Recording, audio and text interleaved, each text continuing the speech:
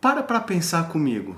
Se vocês soubessem que vão morrer, na verdade, vocês sabem.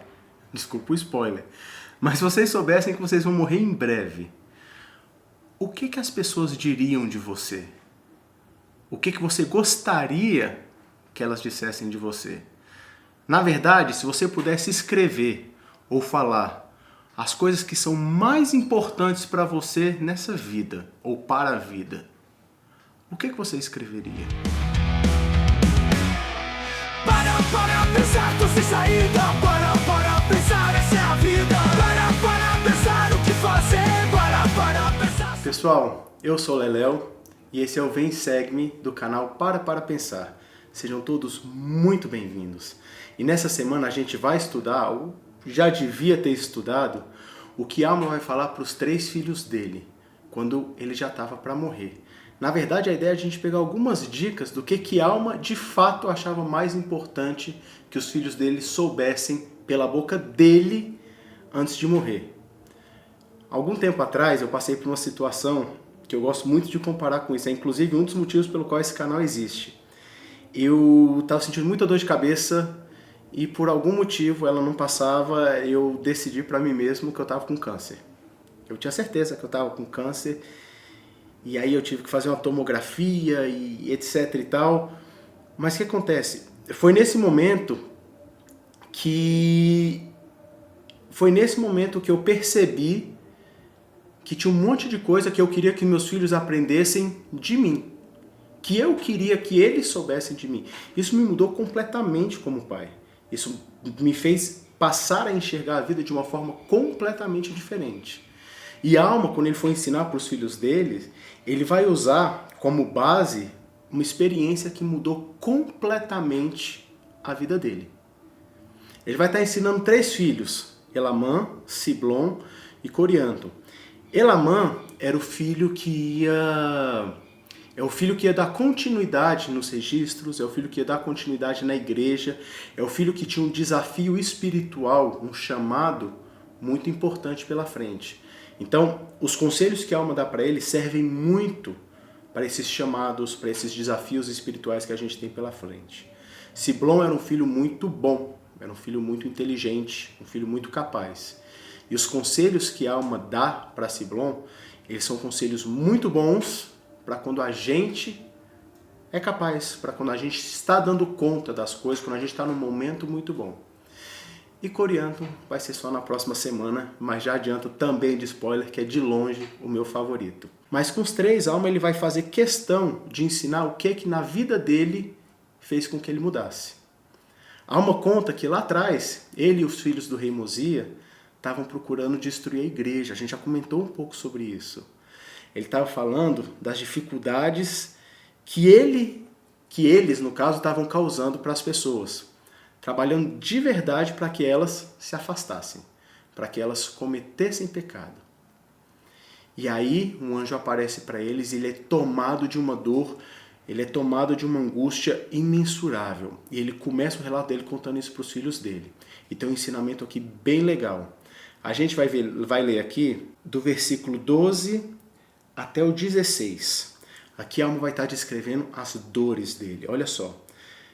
Depois que o anjo apareceu, ele foi tomado de medo e passou a sentir angústia. Ele fala assim: mas fui torturado com um eterno tormento, porque minha alma estava atribulada no mais alto grau e atormentada por todos os meus pecados. Como que estava acontecendo? Ele mesmo explica: sim, lembrei-me de todos os meus pecados e iniquidades, pelos quais me vi atormentado com as penas do inferno. Sim, vi que me havia rebelado contra o meu Deus e que não guardara seus mandamentos. Sim, olha a gravidade das coisas que a Alma fazia. E que havia assassinado muito de seus filhos, ou melhor, que os levara à destruição. Sim, resumindo, tão grande haviam sido as minhas iniquidades, que a simples ideia de entrar na presença de meu Deus atormentava minha alma com inexprimível horror.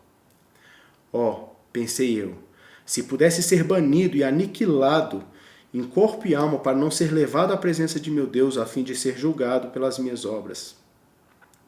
E durante 3 dias e 3 noites fui atormentado pelas dores de uma alma condenada.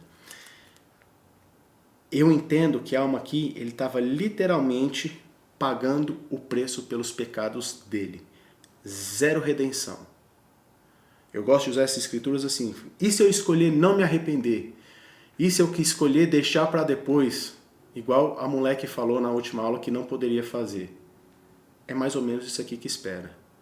Uma angústia, um sentimento tão ruim que ele sentia que ele queria poder ser destruído em corpo e alma. Eu aprendi uma coisa muito legal, eu senti um sentimento muito parecido quando eu era adolescente. Na verdade, no meu 3º ano do ensino médio. Eu tinha um amigo, ele era o típico roqueiro, bem magrinho, cabeludão, gente boa, ele era amigo de todo mundo, mas por ser tão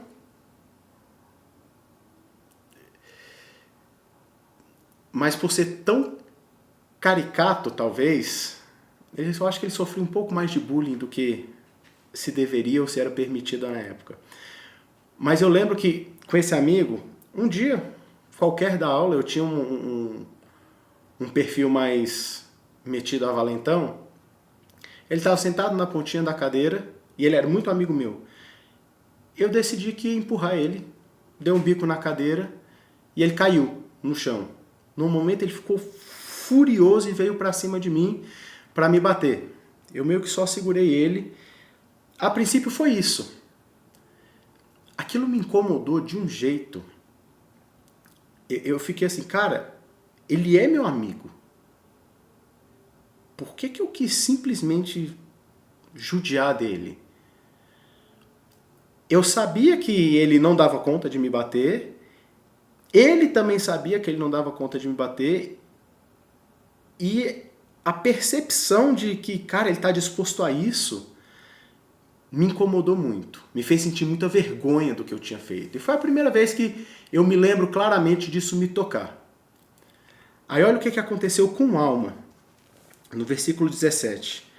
E aconteceu que enquanto eu estava sendo assim atormentado, enquanto eu estava perturbado pelas lembranças de tantos pecados, eis que me lembrei também de ter ouvido meu pai profetizar ao povo sobre a vinda de um Jesus Cristo, um Filho de Deus, para expiar os pecados do mundo. Ora, tendo fixado a mente nesse pensamento, clamei em meu coração: ó Jesus, tu que és Filho de Deus, tem misericórdia de mim, que estou no fel da amargura, e rodeado pelas eternas correntes da morte. E então, eis que quando pensei nisso, já não lembrei de minhas dores. Sim, já não fui atormentado pelas lembranças de meus pecados. Lembra que Cristo promete que os nossos pecados, mesmo que sejam vermelhos como a escarlate, eles vão se tornar brancos como a mais pura neve? Cristo esquece.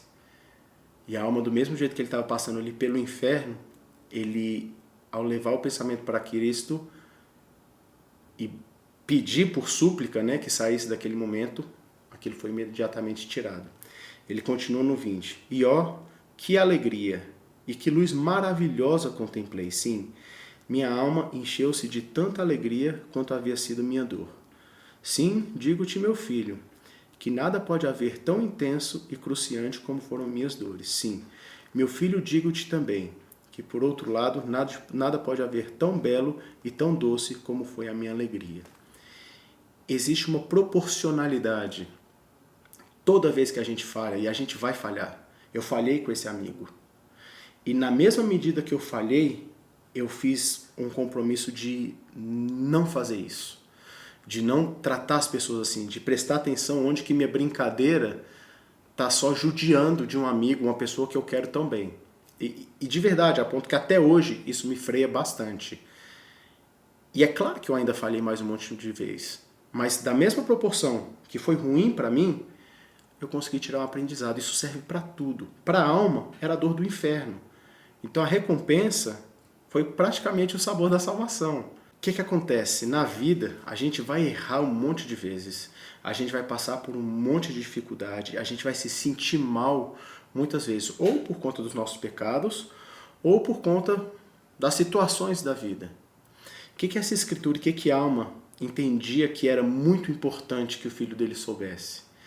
Que na mesma medida que tem a dificuldade, tem a esperança, tem a redenção. E que isso é alcançado através de Jesus Cristo. Então não importa o obstáculo que a gente está passando, não importa a dificuldade que a gente está passando, não importa as consequências das nossas escolhas ruins que a gente está sofrendo. Existe uma forma de ali na frente, através de Jesus Cristo, você se sair muito melhor. E Alma, ele vai explicar para Elamã princípios que vão levar, que vão fazer essa ponte entre o pior dor possível para um sentimento fantástico de perdão, de esperança e de amor de Deus. Então vamos lá? Alma continua no capítulo 37, ele vai dar vários conselhos para Elamã.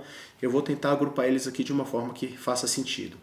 Ele começa no versículo 1 e 2 dizendo o seguinte: E agora, Elamã, meu filho, ordeno-te que tomes os registros que me foram confiados, e ordeno-te também que faças um registro desse povo, como eu fiz nas placas de Nefe, e que preserves como sagradas todas as coisas que eu preservei, assim como eu o fiz, porque são preservadas para um sábio propósito. Muitas das vezes, quando a gente tem um chamado, como a gente tem um desafio pela frente, como Elamã teria aqui, a gente não compreende o que a gente de fato tem que aprender. E a Alma fala isso para Elamã, fala, olha, pega os registros, copia, continua escrevendo. Ele é por um sábio propósito. Ele vai até dar um exemplo, ele fala aqui no 8 e no 9. E eis que foi pela sabedoria de Deus que essas coisas foram preservadas, pois eis que elas ampliaram a memória deste povo, sim, convenceram a muitos do erro de seus caminhos, levando-os a conhecer o seu Deus para a salvação de suas almas. Sim, eu te digo que se não fosse pelas coisas que esses registros contêm, e então que estão nessas placas, Amon e seus irmãos não poderiam ter convencido tantos milhares de lamanitas dos erros das tradições de seus pais. Ele deu uma aplicação lá na hora. Alma não sabia que o livro de Mórmon ia se tornar o que para a gente hoje é praticamente a principal ferramenta do trabalho missionário no mundo. Ele só sabia que aquilo era importante. E existem muitas coisas que são importantes, que a gente faça, que nem sempre a gente vai compreender hoje o que é. E ele vai sair tratando algumas dessas agora ao longo do capítulo 37. A primeira que eu queria tratar vai ser no versículo 6. Ele diz assim: Ora, pode supor que isso seja tolice da minha parte, mas eis que te digo que é por meio de coisas pequenas e simples que as grandes são realizadas. E pequenos meios muitas vezes confundem os sábios. Eu adoro esse princípio de coisas pequenas geram resultados grandiosos. O Evangelho ele é feito de pequenas ações. Ele é feito de coisas simples. Na verdade, a Alma vai virar e vai comparar e vai dar o exemplo da Liahona. Não sei se vocês lembram, mas a Liahona era uma bússola que guiava Leí e Nefe, os antepassados de Alma, durante o deserto, durante as provações dele. Essa bússola foi preparada por Deus e ela tinha um poder fantástico. Eles olhavam para ela e nela estava escrito a direção que eles tinham que ir e qualquer instrução que Deus tivesse para eles. Era bem claro desse jeito. E ele vira e fala assim, olha, era muito simples. Mas pelo fato de ser simples, olha o que acontece. A gente não pode deixar isso acontecer na nossa vida. Lê comigo lá no versículo 40. E funcionava para eles segundo a fé que tinham em Deus. Portanto, se tinham fé para acreditar que Deus poderia fazer com que aquelas agulhas lhe indicassem o caminho, eis que assim sucedia. Portanto, eles conseguiram esse milagre, assim como muitos outros milagres realizados pelo poder de Deus dia após dia. Ou seja, olhando para a agulha e tendo fé que ela mostraria o caminho certo, eles viveram muitos milagres. Eles estavam sobrevivendo do deserto. Sobreviver já é um milagre. 41. Todavia, porque esses milagres se efetuavam por meio de coisas pequenas, foram-lhes manifestadas obras maravilhosas. Eles foram negligentes, esqueceram de exercitar sua fé e diligência. Então, essas maravilhosas obras cessaram, e eles não progrediram na sua jornada. Portanto, se demoraram no deserto, ou seja, não seguiram um caminho direto e sofreram fome e sede por causa de suas transgressões. Ele vira e fala, filho, as coisas do Evangelho são simples. Lembra como a Liahona era simples para eles? para os nossos antepassados, mas o fato de ser simples faziam com que eles se tornassem negligentes e não progredissem e sofressem muitas tribulações no deserto. A pergunta é: quais são as coisas simples que a gente não está fazendo? Quais são as coisas simples que estão impedindo que a gente progrida no deserto? Um outro exemplo muito semelhante.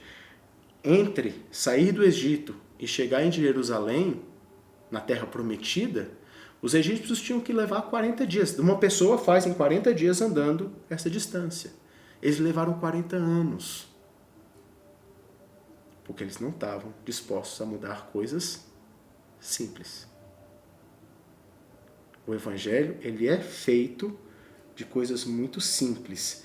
Olha o versículo 44. Pois eis que é tão fácil dar ouvidos à palavra de Cristo, que te apontará um caminho reto para a felicidade eterna, como foi para nossos pais dar atenção a essa bússola, que lhes apontava um caminho reto para a terra prometida. Tão fácil como? E quais são as coisas simples que Alma achava simples e falou para os filhos dele, no caso aqui para Elamã: olha, segue essas coisas porque elas são simples e são importantes. A primeira que eu anotei aqui está no versículo 34. Ele fala assim: ensina-os, no caso o povo, a nunca se cansarem de boas obras, mas a serem mansos e humildes de coração, pois esses acharão descanso para a sua alma. Primeira coisa simples: faz o bem. Faz o bem para o próximo. Seja manso, seja humilde. Beleza? Segunda coisa, versículo 37. Esse aqui é um dos meus favoritos também. Eu tenho muitos favoritos, vocês vão perceber isso. Aconselha-te com o Senhor em tudo que fizeres, e Ele te dirigir-te-á para o bem. Sim, quando te deitares à noite, repousa no Senhor, para que Ele possa velar por ti em teu sono. E quando te levantares pela manhã, tenha o teu coração cheio de agradecimento a Deus. E se fizeres essas coisas, serás elevado no último dia. Olha o tamanho da promessa para fazer oração, para repousar no Senhor à noite e para começar o dia com gratidão pela oportunidade de crescer. Não sou eu que estou prometendo. O profeta é de Deus. É Deus falando. É simples, não é? Por que a gente trava?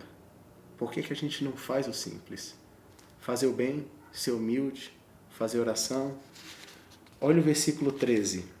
Lembra-te, Lamã, meu filho, quão estritos são os mandamentos de Deus.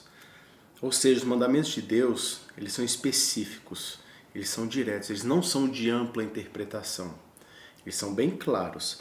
Ele fala assim: e ele disse: se guardares meus mandamentos, prosperareis na terra. É uma bênção literalmente. Cumpre os mandamentos de Deus, que é uma coisa espiritual, e você vai ser abençoado materialmente. Mas se não guardares meus mandamentos, serei afastados de sua presença. É uma coisa simples. Guarda os mandamentos para prosperar. Ao longo da minha vida, as pessoas sempre colocaram prosperar, dar uma romantizada, porque depende do que é prosperar. Prosperar é ir bem. Na terra, é neste mundo. Deus, ele promete isso de verdade. Não quer dizer que porque você é obediente aos mandamentos de Deus, você vai ser rico. Não é isso. Mas eu te garanto, se você obedece aos mandamentos de Deus, você é uma pessoa com melhor capacidade de estudo, com melhor capacidade de aprendizado, você é um funcionário, uma pessoa com melhor capacidade para trabalhar. Eu te garanto que você vai estar muito melhor do que se você fosse afastado da presença de Deus por desobediência a esses mandamentos e largado à própria sorte, e largado a progredir por conta própria. Alma, ele até vai dar alguns conselhos aqui com relação à preocupação que a gente fica com as pessoas que fazem as coisas erradas e se dão bem. Nas escrituras a gente chama isso de combinação secreta. Para não perder tempo com coisa errada, e é o conselho que a Alma dá, basta dizer o seguinte: o Senhor, ele vai providenciar uma forma de que as coisas erradas feitas em secreto para você se beneficiar, elas vão ser expostas. Isso é uma certeza. O mal, ele não vai ser recompensado com coisas boas. Tranquilo? Esses foram os conselhos de Alma para Elamã, o filho dele, que tinha uma jornada espiritual ali para frente, um chamado, uma responsabilidade que ele tinha que seguir. Isso era o que Alma achava importante para ele. Agora ele vai dar conselhos para Siblom. Lembra que Siblom estava com ele nas jornadas missionárias. Siblom era um filho, pelo que ele coloca aqui, muito bom, muito próspero. Então, os conselhos de Alma para Siblom são os conselhos de Alma para você, que escuta o nosso canal. Que é top, que é mara, que é supimpa, dependendo da década que você nasceu. São conselhos para vocês, pra gente, quando a gente acha que está numa fase muito boa. E os conselhos dele valem, eles são preciosíssimos. A gente vai começar lá no versículo 10 do capítulo 38. E agora, como começaste a ensinar a palavra, assim desejo que continueis a ensinar. E desejo que sejas diligente e moderado em todas as coisas. Está fazendo as coisas certas? Está num momento bom? Seja diligente. Diligente significa não negociar o que é certo. Fez um compromisso de acordar às 6h30 da manhã? Acorda. Viu, Guilherme? Fez um compromisso de estudar? Fez um compromisso de fazer oração todo dia? Fez um compromisso de focar melhor nas escrituras? Seja diligente e seja moderado. A vida ela não vai ser alcançada, as nossas experiências, o nosso aprendizado, ele não vai ser alcançado num turbo que você vai dar na vida de uma vez. É com equilíbrio. Escolha bem as coisas. Segunda coisa, versículo 11. Procura não ser orgulhoso. Sim, procura não te vangloriares. Se você é bom, tem muito cuidado como você vai tratar o próximo que você acha que não é tão bom. Porque a partir do momento que você parar de reconhecer que você é bom, sabe, se vangloriar da sua própria sabedoria e da sua grande força, você vai estar negando o poder de Deus e a bênção que foi isso na sua vida. Você é porque Deus permitiu. Poderia ser diferente. Versículo 12. Usa de ousadia, mas não de despotismo. Usa de inteligência, mas não do poder que te foi dado. A gente tem que ter muito cuidado quando a gente é colocado numa posição de poder e como que a gente vai utilizar isso. Faze também com que as suas paixões sejam dominadas, para que te enchas de amor. Procura fugir da ociosidade. Eu adoro esse conselho, procura fugir da ociosidade. Fugir da ociosidade não é se ocupar com qualquer coisa, com qualquer lixo. Se ocupar, hoje em dia principalmente, é muito fácil. Fugir da ociosidade é escolher coisas boas. É ocupar seu tempo com coisas que são prioridades para você. Planta essa semente no seu coração. Se planeja, organiza o seu dia, organiza as coisas que você tem para fazer. Se você não faz isso, começa hoje. Aproveita e começa hoje também a curtir e compartilhar esse vídeo com todo mundo. Mas se organiza. Isso vai fazer muita diferença na sua vida. Como é que está a sua página das coisas que são importantes na vida? Se ela ainda está em branco, para, pensa e muda. Você está conseguindo viver de acordo com as coisas que você entende que são importantes na vida? Se não, para, pensa como fazer e muda. Esse é o convite que a gente deixa para essa aula hoje. E se você chegou até aqui, eu vou te pedir para fazer uma coisa. Na próxima aula, no domingo, pergunta o seguinte para o seu professor da escola dominical. Se viver o Evangelho é tão fácil como seguir uma bússola que aponta o caminho, por que a gente falha tanto? Por que a gente erra tanto? Por que para mim não é tão fácil? E deixa ele se virar. Deixa ele ver como que ele vai responder. Ou então, compartilha essa aula com ele e vê se ele vai assistir também até o final. Deus te deu para